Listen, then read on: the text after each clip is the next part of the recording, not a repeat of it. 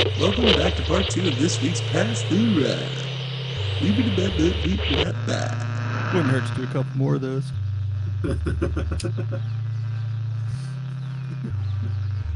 Gang gang, gang gang. Ice cream tastes so good. Gang gang, gang gang. This year. And he goes deep here. Back it goes to left center. Back.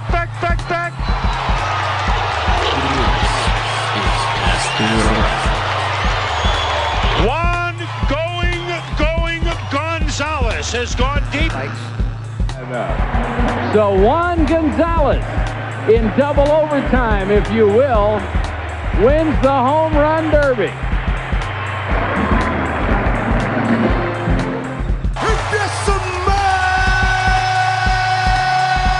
What the rock is cooking. First place Texas Rangers.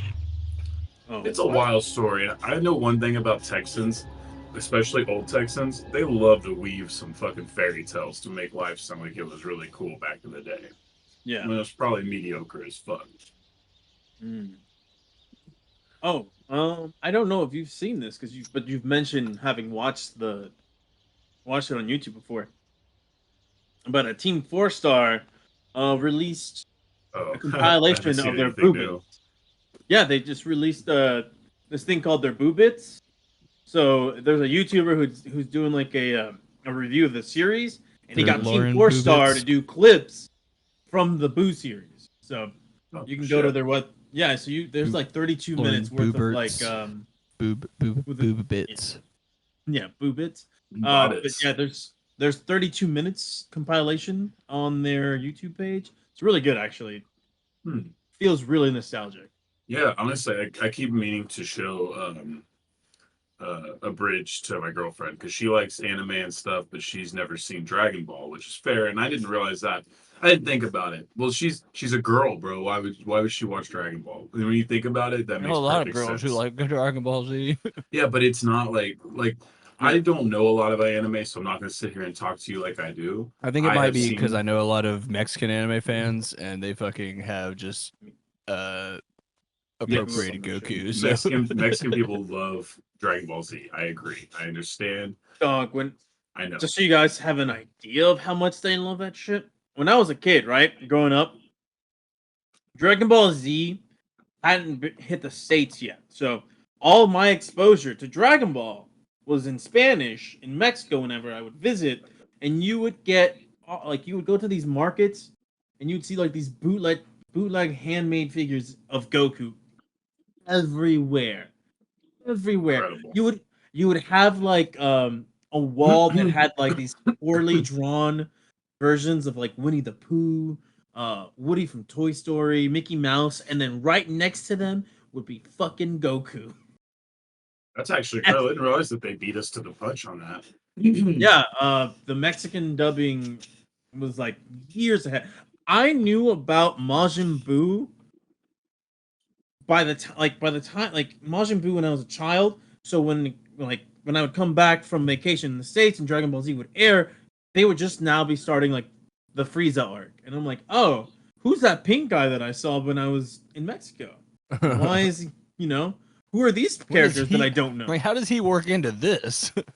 I feel you. I feel like I was accidentally made to be a bit xenophobic with my cartoons because I didn't have cable for a while, like almost at all my childhood. So like Dragon Ball Z would be, I'm going to my grandma's house, I'm gonna binge Toonami whenever I can. You know what I mean?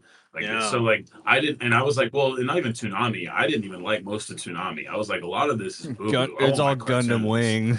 Yeah, I was like, I just want fucking Dragon Ball, bro. At least up here, Dragon Ball was on 33 in the afternoons. Like Dragon Ball and Pokemon were back to back. Oh no, I got 3 channels growing up, boss. 3, or no, 4 PBS. I got PBS, Fox, CBS, and ABC. NBC was only in one room of our house. Yeah, It's a pretty lit lineup, dude. You got Dragon Ball, then you get what did I just say? Pokemon, and then it would cut over to The Simpsons for like an hour. I got lucky with The Simpsons the Simpsons I had on syndication. Like I used to watch a ton of Simpsons on syndication, but no, I got Pokemon lucky because WB did their mornings on Fox. So the Warner Brothers like whole lineup would come out on Saturday mornings for Yeah. the poor people. Shout out to Warner Brothers. R.I.P. to Warner Brothers. Actually, I'm about to not shout out Warner Brothers. I'm about to talk shit to Warner Brothers actually in my segment, but we'll get to that. Shout out to Warner Brothers from that time period. Yeah. But yeah, no. The fucking Team 4-Star crew did the Boo series technically, but not really. But it's all really good. So I would highly suggest you just check that out whenever you have time, because it's they're still on their A game. Still on their A game over there. It's beautiful. And I didn't realize they were local for the longest time. Oh, Team 4-Star's here too? Yeah, they've I wonder if they're all if they're all like part of the community of voice actors that work here. They're not. Yeah, Funimation's based here, right? Yeah. Yeah, they're not some of them have done some official stuff from when Funimation was still around. They had like a surprise guest appearance on Dragon Ball Z Kai when Nickelodeon tried to bring back Dragon Ball. Mm-hmm. But they're not credited on there. So if you're like a Team 4-Star fan and you find that clip, you're like, oh shit, yeah, because they had problems with Toei for a long time because they're like, hey, you guys are kind of profiting off our work, and they're like, it's fair use and it's parody. They're not going to confuse the two properties with one another. It wasn't not where Microsoft saw Red versus Blue and was like, hell yeah, we're releasing this. Yeah. Yeah. God damn it, I forgot that. Red versus Blue is like where the internet starts. I mean, it's for free on YouTube, the whole series, I think. And I think it also streams on either Max or Netflix. One of those has like the actual series. That's so funny. Damn. That's it's really pretty. I mean, actually. for what it is, it's pretty damn good. And Yeah. it's cool that you could just do that in that game. Oh, early Halo stuff was so fun. What is cool is like the voice actor for Vegeta in like the official dubbing. It's like, yeah, if anything ever happens to me, the guy from Team 4-Star should be the next guy up. I'm like, yeah. I don't think that's how that works. I don't think you could write that in a will. But I saw a post that on Twitter that people were talking about. That's how Jason Kidd got the Mavs job from Rick Carlisle. I saw one post talking about who's your biggest celebrity interaction of all time, and I'm pretty sure I know Jesus's. I'm pretty sure Jesus's biggest celebrity interaction of all time is when he met the lady who does the voice of Bulma? Bulma, yeah, I believe is who it was at Lucky Lou's. I remember him texting everybody and being like freaking out about it. The biggest celebrity interaction that I had, Tyler the Creator would be the biggest one though. Tyler. I ran into him during South by Southwest. So I was at this venue. Pusha T is coming out, like hopping onto his bus as he's done with his set. Dips, and then just out of the corner from the street, you can just see all the Future minus Frank Ocean, just wandering the streets, and everybody just losing their shit. And then the buddy of mine that I was with, he's like, "I want to go say hi to them." All right, well then go fucking do it. And he's like, "No, I'm too nervous." I'm like, fine, I'll fucking go with you. And I just push him like to go just say hello, and then I end up interacting with Odd Future. And then fast forward multiple years later, I interact with one of their family members at the Camp Flog Gnaw Festival. And they showed me, I was like, how do I know you're actually their aunt? And she's like, here's all their baby photos. Here's me holding them. I'm like, oh fuck. Cool. Yeah, that's probably my most famous one. Mine's got to be taking care of Rusty Greer's family for his anniversary at Dell's. Yeah, it's got to be unless I'm forgetting something in my life that I've. DeMarcus Ware, yeah, DeMarcus Ware would probably be the one I cared about the most, but I didn't really get to interact with DeMarcus that much. Like, he came in after the family, chilled for a bit. He was like really nice with me, tipped me well, all that good shit. But like, he didn't really hang out very long. I was there that day. You were over the moon. Yeah, he left me a fucking $100 cash tip. I was like, and then it was really funny. So I remember seeing Brandon Smith's this is probably his biggest celebrity interaction. It was Des Bryant downstairs Oh, I at remember the he got down Dez. bar, Yeah. and Des is trying to flirt with one of the hot bartenders that we had. This is Past the Rock. Like he's so excited that he just like was essentially the sloppy second of that interaction. Of a number that's gonna go dead before McNulty can get a wiretap on it. Yeah, basically. Oh, but yeah, he was so like, I got Des's number, and I'm like, this is such a funny thing to say. He's like, yo, I got this dude's number. That's so wild. But It was, all right, I'm like, guys. that's real fanhood right there. But yeah, let's go on. Get rolling. Rawhide. I was about to start. Yeah, thank you. I was about to start singing Limp Bizkit, and I was like, I don't want to do that. Keep rolling. Keep rolling. Now The we know Undertaker's y'all be theme. loving this right here.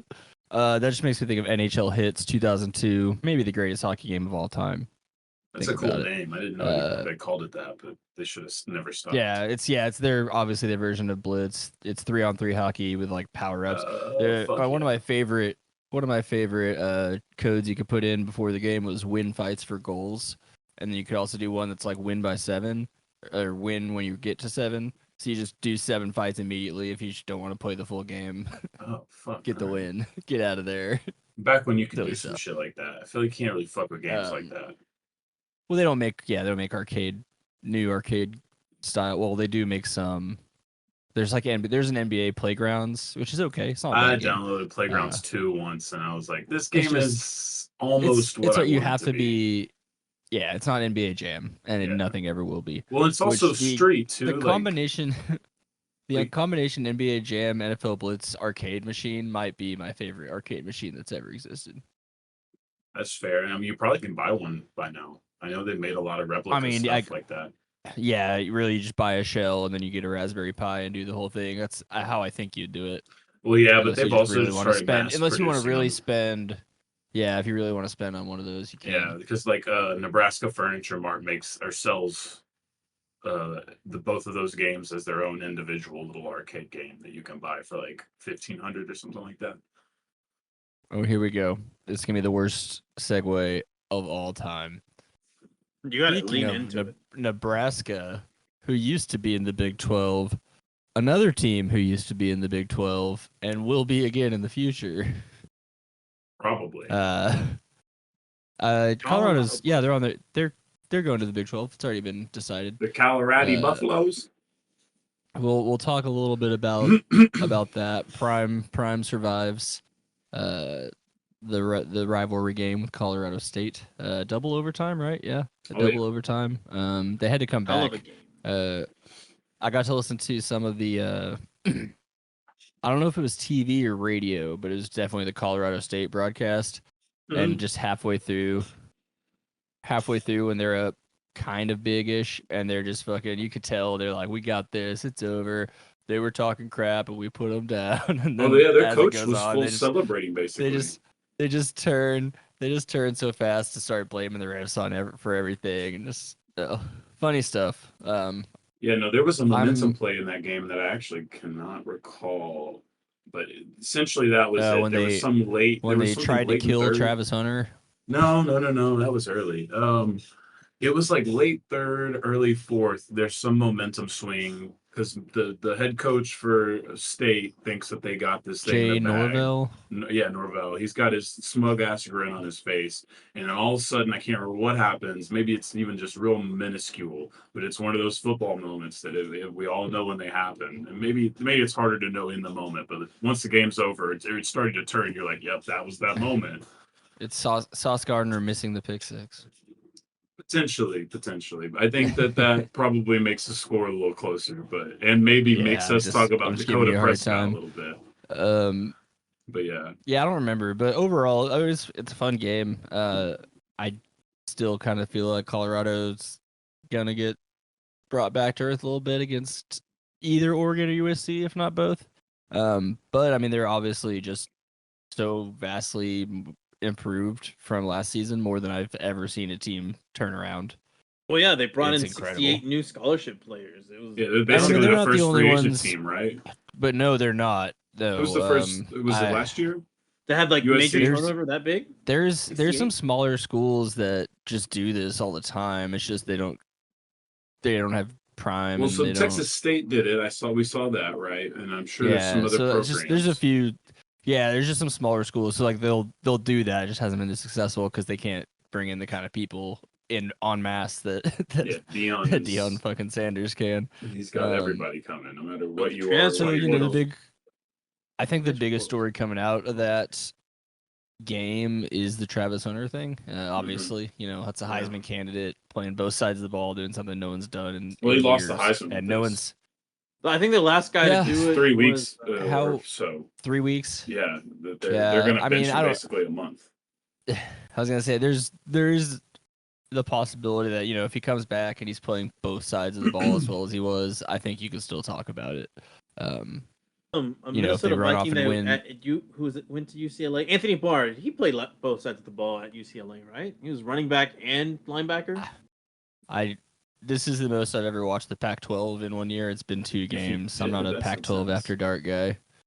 Oh yeah, I love that shit. It's like crack. I love watching it this time. I can't take Oregon seriously. I liked when Leach was out there. I would actually. So that's not true. I watched a decent amount of Leach games, but but that was the tough era where USC, UCLA, they were all just awful. There's a reason. There's a reason this is going to be the last year of that conference, and right now they might be one of the best conferences in football at the top. At least, who knows?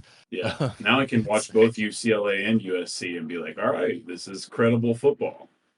Okay, Anthony Barr did in fact play both sides of the ball the first 2 seasons. Yeah, but I don't think he ever got close to Heisman hype, right? No, he didn't. And he didn't play that much. He wasn't playing it the whole game. Yeah, he didn't play the entire like 15 game. career. He had 15 career. I feel like I would have remembered that.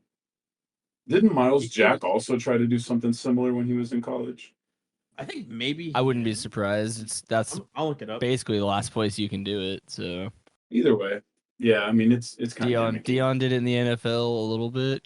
Travis Hunter can do it, but he still has to pick and choose his spots. Like, are you going to be someone that goes and plays in the secondary whenever it's clutch moments? Or are you going to be someone who comes in on offense every now and again? You can't do both. Miles Jack did it too, but he didn't have a lot of attempts on offense. You can do it. Like I'm fine with him doing it to the volume he's doing in college, but like in the pros, that shit is just not it. That ain't not full scale Shohei Ohtani bullshit. No, sir. It might be. I mean, I think it's got to be tougher because just the football, pure athleticism required for that.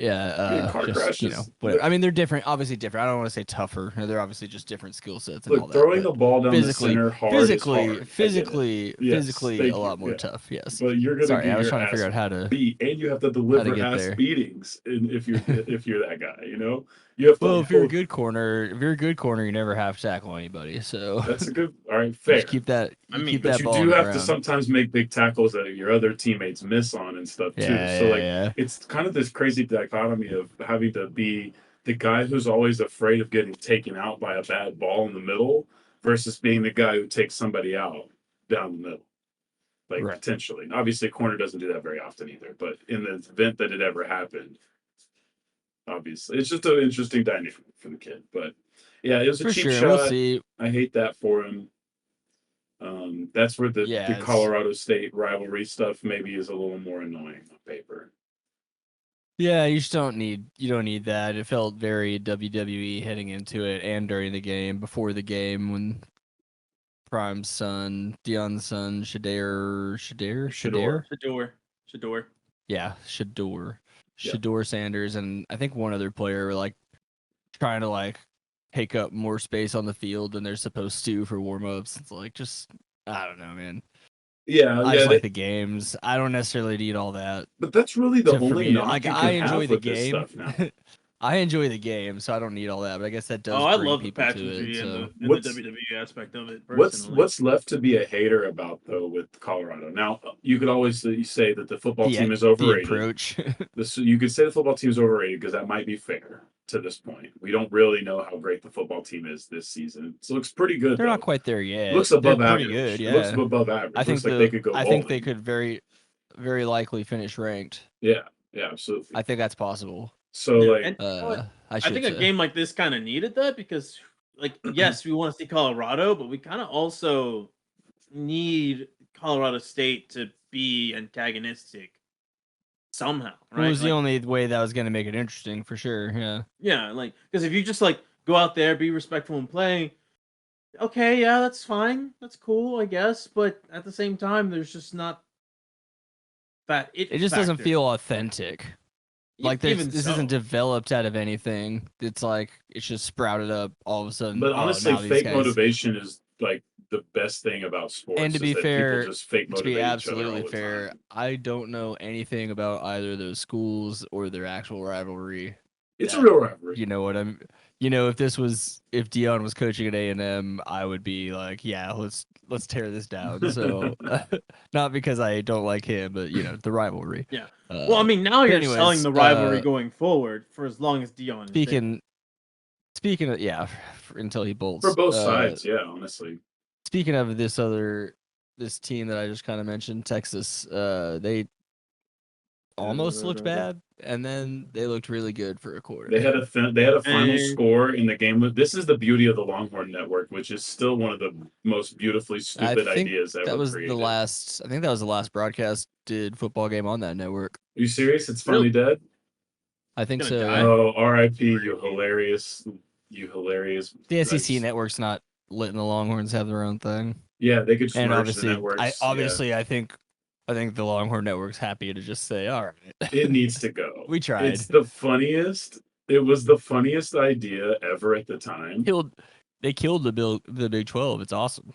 It did kill the Big 12. You're right. It was absolutely a part of killing maybe the not. Big 12. Maybe the Big 12. Well, Big 12 A&M seems was like they always might gonna survive here, but A&M was always going to dip, and they were always going to take Missouri. somebody with them because they were always pissy about the money split. Nebraska. Yeah, everyone was alright because that's why Oklahoma didn't dip. Oklahoma's getting paid too. They were getting some of that shit.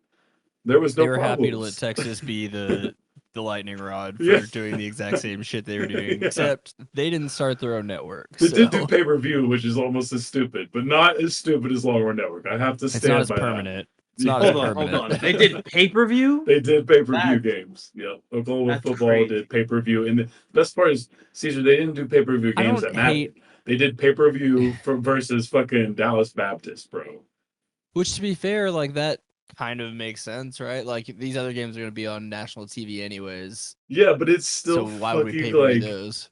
Honestly, I don't hate someone trying it and then deciding that it was a bad idea and giving it up. You're right. But I'm still really disappointed at all the Sooner Not fans to give that them bought too that. much credit, but oh god, college football fans, any football fans will just pay for whatever. Yeah, no, you're right. Anybody who does not root for the Oklahoma Sooners that bought that pay-per-view, you're a fucking sick. The Dallas Baptist people might have. I don't know if Dallas Baptist even has a football team. I was just making up whatever small shit I could find. I can't imagine that they do. Although I think they have a baseball team. I don't know. They do have a baseball but team, anyways, that's for so sure. Texas had a good week at the end, and it feels good. But there's some concern there. But I think that might be the national media didn't. They watch survived. The game. They survived the early potential trap and just got out of there with a win, which is all you got to do in college football. Really. What was it? It's a 31-10 final, something like that. 10, yeah. It was 10-10 going into the fourth. Yeah, but what was the final? 31-10. 31-10. Yeah, correct. but that's okay because that's all the national media saw. So yeah, it's gonna be our quick little brief check-in on the happenings of college football. Unless y'all had anything else specific that you saw over the weekend you wanted to. We're back. Let me know how that went. We're back. We're fucking back. I forgot the dude's name, but our new quarterback's fucking rolling. Stoned Chandler Earl. Rogers. Stoned Earl on the bench, helping the team out, being the great Stoned Earl he is. You know what I mean? So UNT Mean Green riding back in action. Almost choked the game. Yeah. almost choked the fuck out of that game, but we didn't, and that's all that matters. 1-2, baby. Keep trucking. I think we're 1-2, honestly. Maybe I think there's just 2 losses. Yeah, it's no one's gonna fact check us. UNT is actually ranked 15 in the league right now. So what a year for let's calm down. Let's calm down. By the league, I meant the American Conference. Yeah, they're 15th in the American Conference. I guess, Is that even the one we're playing in now? I don't actually know. Yes. Okay. Yeah. We are in the This American year. Athletic Conference. Wait, let me Fuck check yes. exactly how many teams there are. Last year, SMU is going to be in there. Dude, I remember how big a deal it was when we dropped the Sun Belt to go to Conference USA, and I was like, "Shit, I get to watch Memphis basketball," and they were like, "Oh no, Memphis is dipping," and I was like, "Shit." Bro, North Texas keeps joining these leagues no. when the big name schools dip. Oh well. So much for my dream of the Texas Conference. That would have been cool.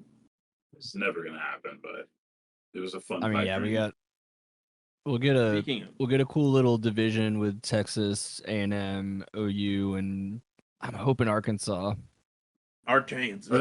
Yeah, I guess I don't know how they're gonna divvy up the new SEC. I mean, that would be that would just make the most sense geographically. And without divvying Then you would thirds or also add fourths? LSU in there. I think it's probably fourth. I Alabama. think they're gonna do 4 4s. I think is what it is. Okay.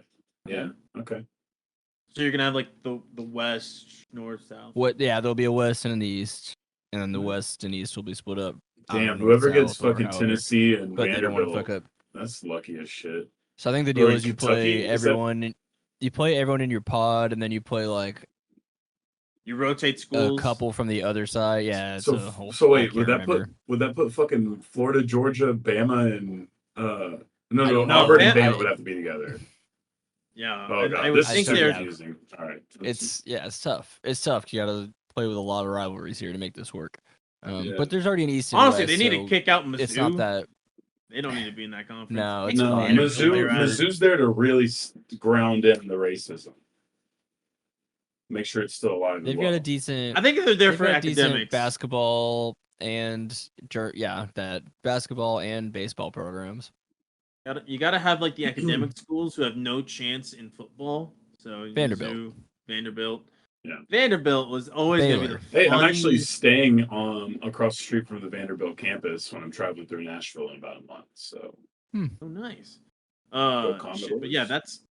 it's so funny to see that school in that conference because they're always so fucking bad. With like the occasional like, oh look, they won 7 games, and then they just come crashing back down to earth. Yeah, but they're really good at baseball.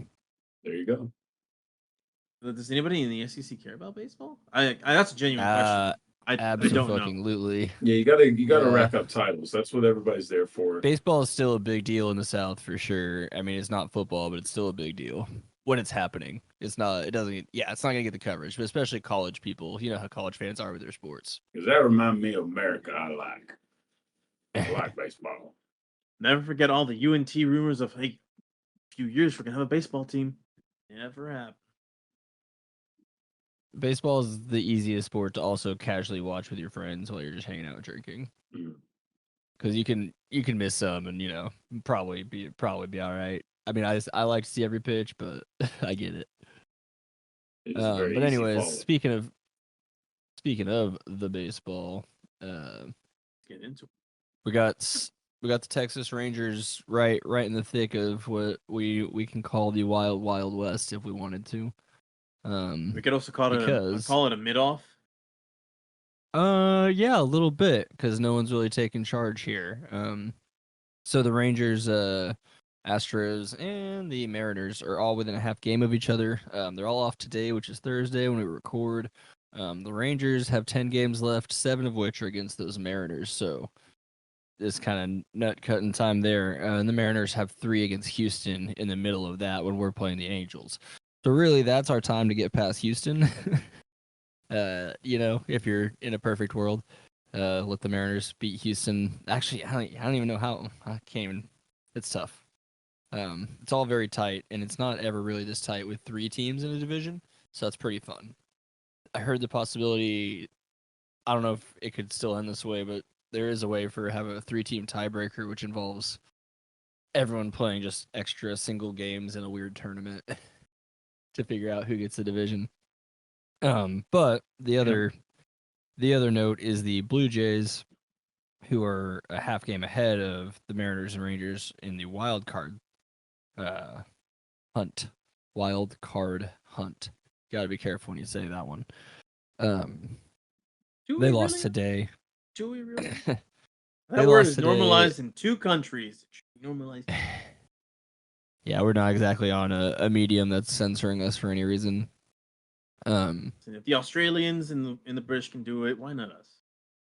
But yeah, so basically you got 4 teams within a game of each other with 10 games left, fighting for 3 spots. So it's really fun. It's exciting. The Rangers got some of their magic back. It feels like, with Josh Young coming just back in the lineup, with Evan Carter coming in the 9th spot as a rookie and just killing it already. Next year he'll probably be hitting 2nd in the order, I would assume. 2nd probably. And then there's a funny thing.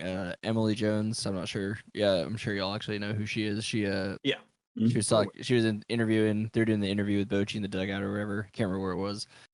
And she asked him about Wyatt Langford and what the possibility is that he, the guy that we drafted 2 months ago, ends up in the big leagues with 10 games to go. And he's kind of like, he might be the hottest hitter in the world right now. So it'd be stupid not to think about it. But well, how's Wyatt Langford doing in the minors right now? He's all the way up to AAA already, and he's already killing it there. Excuse me, the guy that we just drafted is already in AAA. That's. I mean, Bochy said it. He is the hottest hitter in the world right now. Oh man, I hope this guy doesn't have a coke problem. Or if he does, I hope he knows how to manage it. And speaking of SEC, I didn't look at the Wyatt Langford stats, if there are any, because that's insane. Where's Wyatt from? Where did good old Wyatt come from? He played for Florida in college. He played over in Florida for the Gators. Oh, he's from Gainesville, so he's from. He's a man, proud boy. Good country boy, right there. I don't think there's an actual shot in hell that he's actually going to play this year for the team. I'm looking at his batting average. Oh, he's an outfielder. Yeah, Carter. Bring him up, YOLO, bro. Let's make some history. We need the kid. Okay, so he started off in the rookie ball, hitting 385. Moves up to Hickory in single A plus or Hickory, whatever that one is. 333. Goes to Frisco, hits 400, and is currently hitting 500 for Round Rock in AAA. What? No, that is only one game, on, I think. 8 at bats. Yeah. But still to hit 400 in AA. That's kind of crazy. He's something else. And to have him and Evan Carter in the outfield together with probably Adelise Garcia, I would think next year. Fuck it. That sounds very fun. Bring the young guns up. And without any complete disrespect to the guys currently using those positions, it would feel like a chance at upgrading from some serious case of the mid. Yeah. These are serviceable guys for your bench to use for utility purposes and because they're not bad, No, they're not shitty. You don't hate putting them out there, but they're not next level. They don't need to be everyday guys. Yeah, we're trying to get. They don't need to be everyday guys on a championship team. Baseball is the get greedy sport. You know what I mean? You want to do it big when you do it big. Yeah, I think the last piece of Rangers news that I have for this week is really good news in that we're finally righting a wrong, bringing back Juan Gonzalez to finally accept his 2015 Rangers Hall of Fame induction jacket. So that might break some kind of curse on the franchise. Who knows? Maybe that's just what we need. I don't know if that's what Jerry needs to do with Jimmy, but we'll see. That curse, or just sacrifice Rowdy. I think sacrificing Rowdy would be more prudent. We could do both at the same time. Did you see somebody come out with the tier maker list? a tier maker list, and it had Rowdy and the Patriot dead last. I think it was the Patriot. Yeah, I don't know much about the Patriot, but Rowdy's absolutely dead last. I just had that. I didn't realize this many people hated Rowdy, but I get it. It's just I didn't realize he's just the I worst just have mascot always I have accepted ever this seen. goofy-looking cowboy as the Lord and Savior of my The team, Hard Knocks. Hard Knocks, is it? It's got to be Bill. Do they have Bill Parcells on Hard Knocks? Oh, they had a Dave Campo was the first one. Oh, actually, I think they did a Parcells and a Campo, and then a Gary. I remember. I think they've had 3. Yeah, I remember Campo pretty much just putting up with shit. Campo was like the second year they did it, I think. Parcells just shutting all that shit down. They'd have like Rowdy in the end zone blasting music while the Cowboys are trying to run drills, and he just shuts it down. He's like, "We're not doing this." All right. That's probably it for baseball. I was gonna bring this hockey story, but we don't really need to talk about it. I don't think. Toxic cultures. That's the greatest thing you can talk about. Yeah, it's a little house cleaning, and I don't think I'm familiar enough with all the details. And it's still kind of murky waters, I think, in trying to figure out what the incident was. So essentially, the Columbus Blue Jackets. That's a real hockey team. I don't know if I had to double check that. Yeah. Their logo's a cannon. I like their aesthetic a lot, and their mascot's like a blue jacket or something. This is Ohio. Yeah, I don't know. Yes, Columbus, Ohio. Right. Yeah, it's a blue jacket. Obviously, that's their names. I don't know what the cannon's about. It's a Civil War thing, I think, right? Probably. But they hired this coach, Mike Babcock, who's a older guy, been around the league for a long time, kind of known to be a bit of a dickhead, just publicly. And then we're not really sure what's going on, but there's some reports about like he's like forcing players to look through their phones and like show the video up on a board around other people, and I don't really know exactly what's happening, but the Blue Jackets fired him. Well, he quit or whatever, resigned. And now they're just kind of not talking about it. So I'm not really sure what the details are, but it's just kind of he said, yo, throw the nudes on the board for the team? Old guard. You just don't know what it could have been. Oh, yeah, man, who knows what it was. But you would think that'd probably be the one thing on your phone that you wouldn't want people seeing. I don't know. I don't know what those guys have on their phones. That's a weird allegation. That's not even just troubling. That's just straight weird and troubling. I think it's a controlling, it's just a controlling method of I can make you do whatever. It feels very boomerang too. So maybe I'm just it's a changing of the guard, and everyone was confused when they hired him anyways, because it's like there's no way it's gonna be successful even on the ice, let alone what it's gonna be like off the ice. He's just it's just another checks. And you see it a lot in the NFL as far as guys recycling, getting jobs, and that's big in hockey. Head coach just recycling guys and not bringing new guys in. If you're really smooth, you can hit a big lick like Sean Payton. It was so fun when the Stars brought in Jim Montgomery, because he was a college coach who was like, kind of new, fresh, and then obviously that just didn't pan out for us, but he's doing well in Boston now. So sometimes just bringing in new ideas and new cultures is a good thing to do. And coaches struggling helps them too, occasionally. I think that's my point. Just it's okay to change sometimes. You gotta be a vibe captain, not a vibe crusher. Hockey's a weird one where it's like the opposite of the NBA, where players don't speak and they don't talk about anything bad that's going to happen to them. Where if anything like that happened in the NBA, can you imagine just the immediate tweets right after the IG live of "Coach making me show this to everybody"? Bro, I literally had to update my notes because of an IG live post before we got on this pod. It's a very different culture. It's a lot more military. Of the guy at the top is the guy at the top, Yeah. And what he says is the way it's going to be, and you fall in line. You don't break chain of command. You don't talk about the guys above you. Company men. And and they use, which is it's not an inherently bad system. It's just the way they go about it, by being just aggressive and militant. I mean, toxic's probably just the best word. Is not the way. and he lost his job, and we'll all move on from that. True. More will probably come out. It was crazy though, because I guess it was broken by a Barstool guy, and there's originally the NHLPA saying this is absolutely not true, and then I guess eventually one of the players is like, this is true. Honestly, yeah, I feel like we should give Barstool the benefit of the doubt for having a plug in the AHL.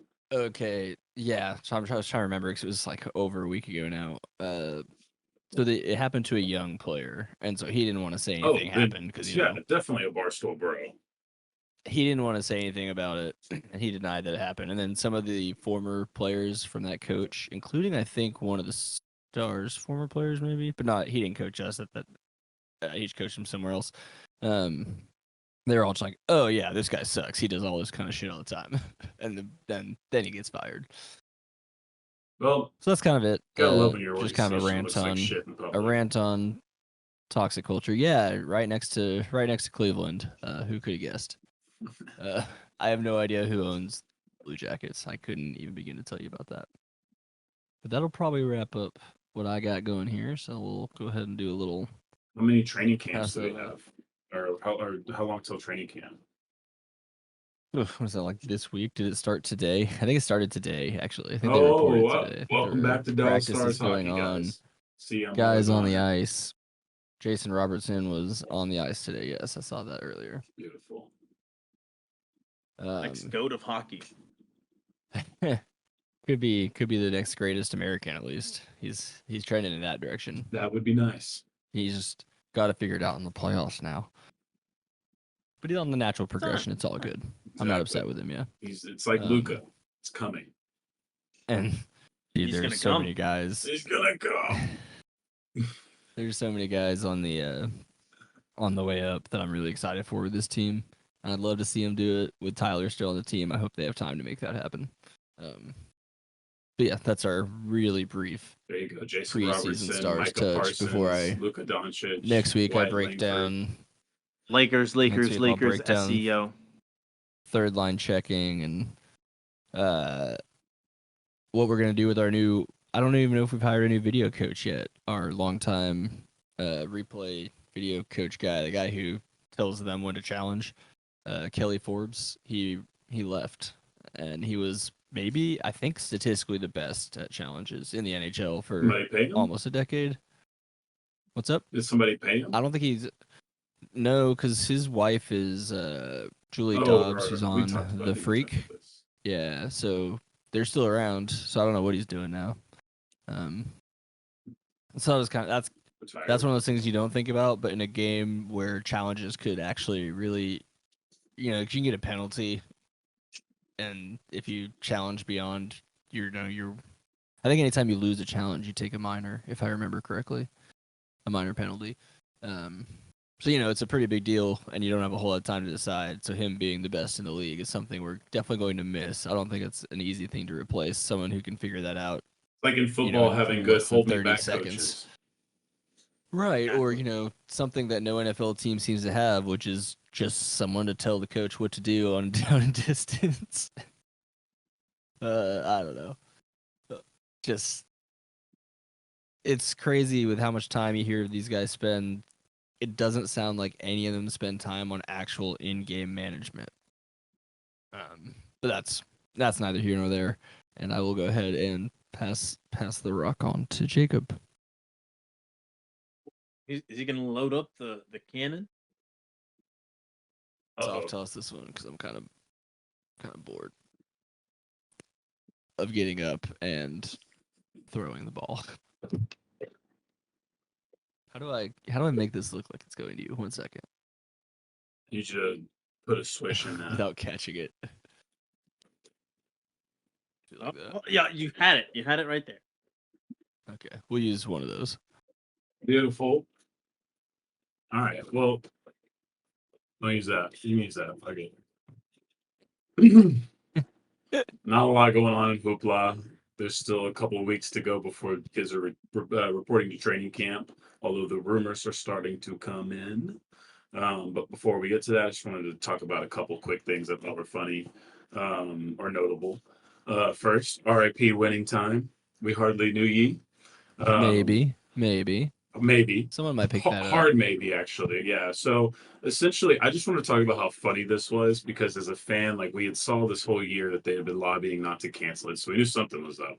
But then you get to the end of the season, you already know how it's going to go because they preview it in the first episode, right? So you know the Celtics win this one, and they're going to show the next two titles in the next season, right? So you're like, oh, this is amazing. Season's great. It's great. We get no official word. And then as soon as the last episode drops, it just goes to a fucking title card. And it's just like Magic Johnson and Larry Bird changed the NBA forever. The Lakers won the next two titles. And it just summarizes all the history, and that's it. That's just how you find out this shit got canceled. And then I went on Twitter, and it was a press release.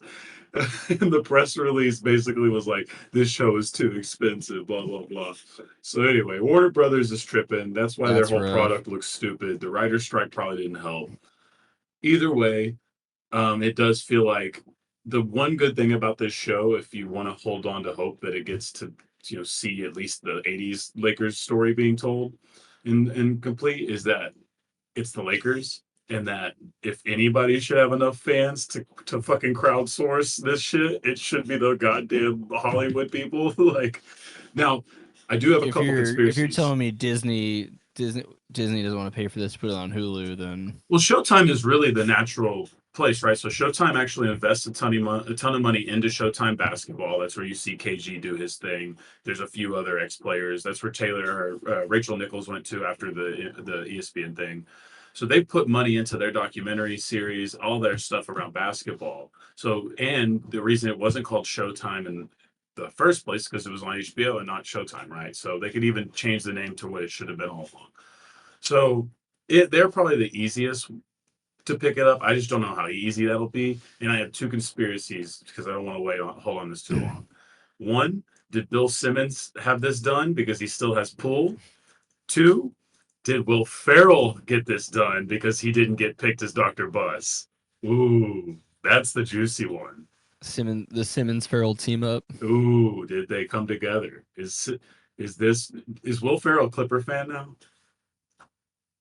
Because that would be a tough blow to Laker Nation. He's one of the few celebrities who is actually a diehard fan. Like actually knew the players and shit and gave a shit. Well, Jack not still showing up. Well, Jack only showed. Jack did the funniest thing this year. He literally didn't show up until after they traded Westbrook. I'm dead ass serious. Sure. He just didn't show up until they were good again. I swear to God. Smart guy. But anyway. Hey, maybe that's what it took to finally get that effing move to happen. All right. It cracked me up, but yeah, he definitely just didn't go. All right. So that was the first funny note. Second funny note. I just saw the worst screen of all time. I'm sorry. Go ahead. Beautiful. Oh, the game's still on? I turned it off. I thought it'd be over by now. 30 to 12 with 4 minutes left. Jeez, run the clock out, somebody. Going. All right. Second funny thing. Hakeem Olajuwon's hyperbolic time chamber has returned. I don't know if you guys remember this being a big part of the LeBron James storyline whenever he won his first title after he lost to the Mavericks. He went into Hakeem's camp in Houston, learned post-game, and the rest was history, right? That's been this big legendary story. And it's partly true. Partly it's been exaggerated in lore. He wasn't the only one. Kobe did it before. That's actually who he got the inspiration for. Kobe went and did it.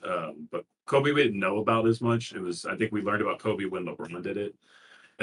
So it's fun to talk about. I bring it up because Giannis has decided to be the next superstar to go do this, to go pay Hakeem Olajuwon. Somehow we found out how much money Hakeem's getting for this, which is kind of weird. It's only $50K, but it's like, it was funny. Yeah, I think he would do it for free, but there's like a principle of you should probably pay something, and it's probably a charitable donation as well at this. Yeah. Which is probably also it's probably specifically based off of some type of tax write-off. Yeah, it's probably literally to the Hakeem Olajuwon Foundation or something. You know what I mean? I don't even know if that exists, but it probably does. So like, we like to talk about Hakeem's story. I've actually followed the story. I've kind of charted a skeleton graph of what if I ever explored this story in depth. And they're not the only players. There's been some other players that have famously gone to Hakeem's camp, but have not had the same level of success. These names would be the one true GOAT, Emeka Okafor. if you guys remember that. Charlotte Bobcat #1 pick. Yep. Charlotte Bobcats #2 overall pick, because the number 1 Okay. overall pick in that draft, Mr. Dwight Howard, also did this camp, but this was not during the good years. Dwight Howard famously never developed the post game, despite being one of the most dominant offensive players ever. Because that's how basketball works sometimes. There's Hakeem Olajuwon Foundation, by the way, if anybody wanted that information. What do they do? But there's no information on it when you click on the page. Oh, no, tax write-off. So yeah, it's just a funny story. There are pockets of Dwight that were like one of the coolest players to ever watch. He was so fun sometimes. Exactly, and he did it all by force and domination. Very much like, I love that him and Shaq have beef because they are kindred spirits in many, many ways. Might be the last dunk contest I cared about, and he didn't even really dunk. He just jumped over the rim and threw it in. Yeah. When he was wearing the Superman cape. Well, you have to go back and watch Levine. Who blew out the candle on the cupcake at the top? Oh, that was Gerald Green? Ooh, no, I think that was like Gerald Green, right? I think that was like a bench player. Yeah, I think that might have been Terrence Ross. I thought Blake Griffin's jump over the Kia was one of the stupidest things. Yeah, he jumped over the shortest part of the car. JaVale McGee was so robbed. If you go back and watch that, JaVale McGee had the coolest dunk contest of all time. He did like a double. But he didn't 3 bring and out 1. He did 2 hoops. He didn't bring out a corporate sponsor. What a business idiot. I know, honestly, that shit pissed me off. That was the last time I ever took that seriously. That really gave me like, I don't know why that makes me so irrationally butthurt to this day, but if I ever see JaVale McGee, I would be like, I'm with you, bro. I saw, it was probably on Reddit. I saw someone post, maybe it was on Instagram, somewhere on some social media network. I saw a video of like a mid-90s NBA All-Star game where they just had celebrity dunk contest. That's what they need to bring back. I don't want to watch celebrities try to play full basketball. That's terrible. I hate that. I just don't know why the celebrity game's so long. That's what always confuses me. I'm like, this would be a funny, like, quicker game. But you guys are like actually just making play them half play. court. No, I kind of like it watching them run, but just for a very small amount of time. Like, we have to really shit this stuff. It's gonna be. I'm just trying to 10-minute max maximize game. the athletic ability of these people. All right. I don't care. I love watching. A lot of them Quavo are cigarette go out there. smokers, and they can't run up and down the court for more than Well, once. They also put the girls in there, and the old guys to help offset the gameplay so it doesn't look so shitty. Offset. Speaking of offset, I'm just kidding. That was a joke to that. Was that the Mark Colorado Jones. State game? Was where offset was? Yeah. Yeah. Speaking of offsetting penalties. All right, so that was just 2 funny notes. A couple of rumors we got to talk about, because honestly, I thought rumor season was not here yet. But Dame Lillard is pressing the issue. Some reporting came out today. I don't think it was Shams, but Shams did have an extra report today. That within 24 hours we could be looking at a deal for Dame Lillard officially. Dame is literally going on a media tour right now. Going to Toronto. I mean, yeah, it's not impossible, but it certainly seems like that would be a poor decision by them, because he's literally going on a press tour, making it as obvious as one could make it that he wants to leave without. It's very weird, the line he continues to walk with this, but we're not going to go back into that territory. We talked about it. The reports are there, and this wasn't something I would have cared about, except for, as you mentioned earlier, something happened on IG Live. A young Mr. Tyler Hero posted an ominous picture from an airplane that says, "No friends in the industry." My God. Uh-oh, he knows he's about to be traded. He knows he's on his way to Charlotte. I've heard some funny stuff about the possible 4th team that will take him. Charlotte would be the funniest by far. And then I think the Shams report that came out today, that's an official update, is that the Suns are the active team, another active team trying to be the 4th team that helped make this trade go down. And I don't know what the fuck they would get. I saw someone on Twitter say that Yusuf Nurkic would be the perfect defensive center for them in their new team. And then I saw someone who's really credited and established and respected basically retweet that with "LOL what?" And I can imagine that tweet's probably doing quite the numbers, because that's a correct statement. I don't know what the fuck that person's smoking, but hey, as team reporters, you see a lot of people talking themselves into stupid shit that their team does all the time. So whatever. And this hasn't even been done yet.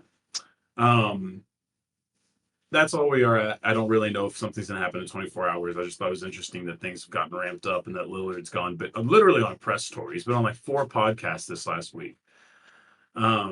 Saying what? Same things over and over again. Basically, someone will he'll like be talking about his album or he'll be talking about life, whatever, but then eventually someone will ask him a question about it, and he's either playing it coy or he's just straight up answering it in like these different ways. Like he went on It Is What It Is with Cameron and Mace, and Cameron basically just got to, because Cameron just goes on monologues on that show anyway. So Cameron just basically went on and said all the things he needed to say for him. So it was just an interesting one. But another rumor came out from Mr. Shams today that did matter to the local audience. So I wanted to sneak that in before we wrap up. Yeah. Buddy Hield, after causing a Yes. bit of a shit show on Twitter that I'm not sure. I guess so there's a lot of backstory here. Buddy Hield started by changing his number from 24 to 7. This irked Tremaine O'Neal, who in my opinion is one of the 4 or 5 best pacers of all time, especially if you're not talking about the ABA, because they don't have a lot of history. Has not had. You might be one of 3 I can name. Exactly. So they have not given any sort of honor to him or Ron. Ron, I think we all can kind of understand. For Jermaine, it's a little fucked up more so than Ron, right? Jermaine, had to go through a whole legal battle to clear his name. He hit a fan who was charging at him. He didn't even instigate. He didn't be a part. That was the only part of the fight he was a part of. So anyway, Jermaine was irked about it. There was this big shit show about all the Indiana Pacer fans talking about how much they hate the organization for not addressing or bringing back any of the Malice, era team other than Rick Carlisle, who's their coach again. So there's a whole lot of that beef, right? Well, Buddy Hield allegedly has a burner account on Twitter, and fans have been aware of this burner account for many years. And no matter how many times it's tried to not pretend like it's a Buddy Hield account, it just continuously acts like it's his burner account. And it came out to bat for him. And so there's a lot of this. That doesn't really matter. It's just funny. No. What does matter is he had a contract negotiation stall with the team, and then they decided that they would work on a deal to trade him out. The 3 teams Shams reported, the Bucks, the Sixers, that both make sense. They both have, they are basically at the precipice of a title window. The 3rd team, our local Dallas Mavericks. This is an interesting pickup. I don't know exactly how the Mavericks would swing this. If it would be essentially, hey, Pretty Ricky, you love Tim Hardaway. You had him for a while, so what else? That's basically the contractual structure of this deal. How do we make the rest work? I don't know. Yeah, it might not work for the Mavs because Rick knows what they have. But maybe it does. Which is nothing. Maybe it does, and we'll see. Hardaway's fine. He's a useful player, and if Hield's not going to be extended, then you could argue that that's a good deal for Indiana just because it gets a headache away where Hardaway will come in and know his job. And it's a declining scale deal, so Hardaway gets cheaper as he goes. This is what we're gonna give them. All right, Tim Hardaway. We can package up a couple of 2s, and we re-sign and send over Satnam Singh. Nah, this is my boss man fat and a 5th round pick for Buddy Hield. Well, you don't have to go that bad. And in the NBA, you could probably have Buddy Hield for a reasonable deal. I think the interesting one that I saw was boss man fat still under contract at least. Yeah, at least still playing an active player in his league. Is he? Satnam Singh's an I active don't actually know that. athlete on television. He's just an active wrestler now. Yeah, so is he really? That's cool. Yeah, he's a wrestler now. I would say the one trade I was interested in is whether they would package a first and do a deal with Miles Turner, if that's even possible. I don't think so. It seems like the Pacers have done a lot to make Miles one of the focal points of their future. But that would be a very interesting deal should the Mavs be able to pull it off. Again, I think it would probably just be a Hardaway and change for Hield deal.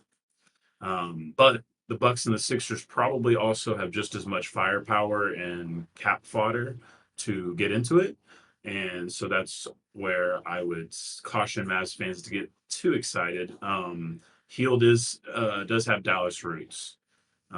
Yeah, he lives in Dallas. So in the offseason. that obviously would be nice. Did he go to high school here? I don't remember what his roots are for us, but Oh, he, okay. Oklahoma, played at Oklahoma. He went So a to lot of OU, yeah. Oklahoma guys in Dallas, they kind of pair together.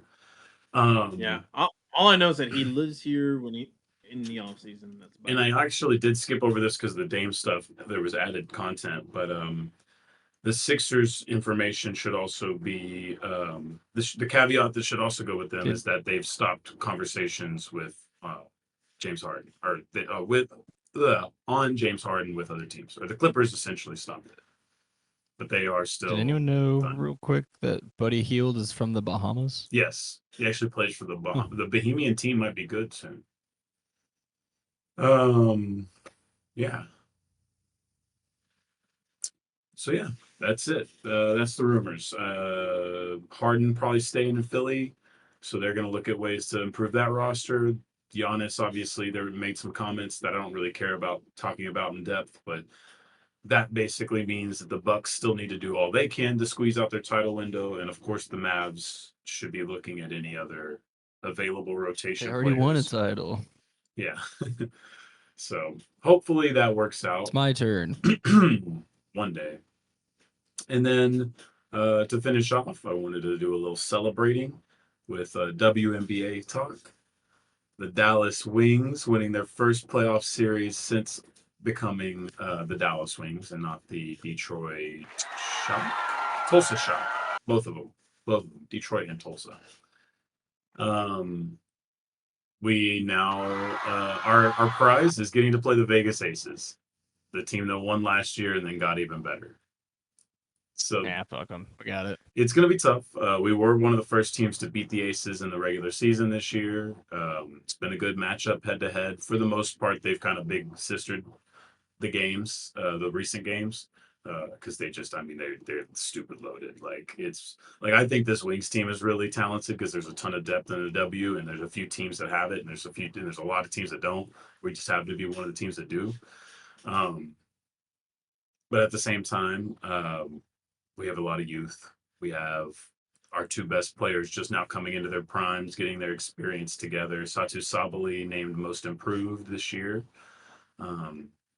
Enrique, definitely, I'd be interested to see where she finishes all in all this season because I think the jury's kind of out on who she is. She's one of the best scorers in the W. She'll be a perennial all-star, but it's going to be tough to see if she's ever going to crack that next level because people are always just going to look at her as an inefficient scorer when they want her to be a more traditional point guard, especially with Satu's emergence. But for now, we're excited. This would be a good opportunity. The other series going on would be the New York Liberty. The other super team are going to be taking on the Connecticut Sun, who's probably going to have the MVP, Alyssa Thomas. I don't know when the MVP is announced, but Alyssa Thomas is almost very likely to be the MVP of the league. So that will be a fun one. The biggest storyline in that is Alyssa Thomas winning the MVP is basically like the Russell Westbrook situation where she's averaged a triple-double essentially. And her best her teammate from the Sun, Jonquel Jones, went to the New York Liberty to help form that super team. So there's a little bit of blood feud there.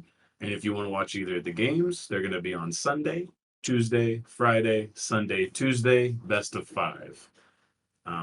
My predictions, I'm hoping like hell that we get to 4 games with the Aces, but I think that's probably if they push this to 5, that's absolutely beautiful. They win this, that could be a whole different thing. That's got to be tough. That might take an injury miracle.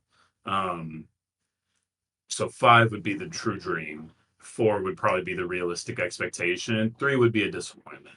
I would be disappointed if they got no wins in this series. And then Are they going up against the Cowboy game, dude? They are probably putting this. Yeah, the Sunday games are a choice, right? It's 4:00 Sunday. Yeah, that's a choice. Yeah, directly up against Cowboys Cardinals. I don't. They do this every Actually, Sunday. maybe they did that on purpose. Maybe they were like, "Oh, the Cowboys are gonna blow them out so much, they'll just go watch the Wings game." Look at you thinking this league puts forethought into things.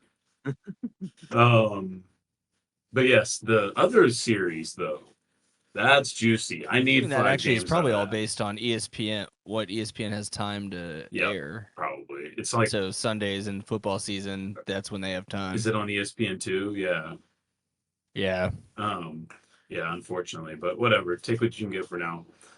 Sunday, Tuesday, Friday, Sunday, Tuesday. That's the schedule.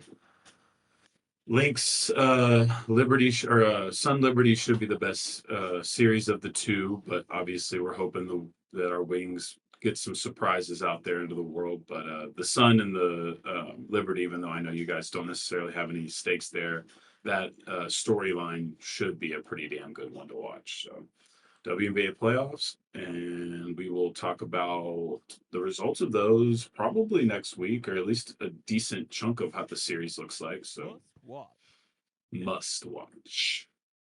But that's it. We've been passing the rock. Now we'll pass the rock to the viewers at home. Ooh. We're not gonna end every episode like that. I did it. I let it go on the 9/11 one, but I mean, let go on the 9/11. I don't know what you're talking about. I'm just saying that was a good way to end women's basketball talk. Yeah. Shout out to future WNBA star Angel Reese. Yep. All right. Yep. You want to do this? Well, you want me to throw the ball at the camera so we're passing it to the fans? Oh, that'd be beautiful. Check this out. Guess what I just now noticed? What's that say? Does it say cock? Rock. Oh, nice. I'm gonna pass the rock. Do you get it? Because that's the name of the show. That's the name of the show. Thank you guys. of the show. Like and subscribe and share. Like, subscribe, smash. SEO, Hit Lakers, that like SEO. LeBron James. Point, Tom Brady, Cowboys. Lakers. All right, guys. Joe We'll Biden. wrap it up. Let's see everybody next week when the Vikings are 0-3. All right. Now I'm gonna cut all of that. 3-1, 3-0 Baker Mayfield. That concludes this week's episode of Pass the Rock. Thank you for listening. Like, subscribe, share, post, all the words that they say at all of those social media companies. We love you, and good night. This is Pass the Rock. But we see it for what the fuck it is. Y'all see this shit? Share, fucking share. Share, fucking share. Adjourn your asses. Well, bye.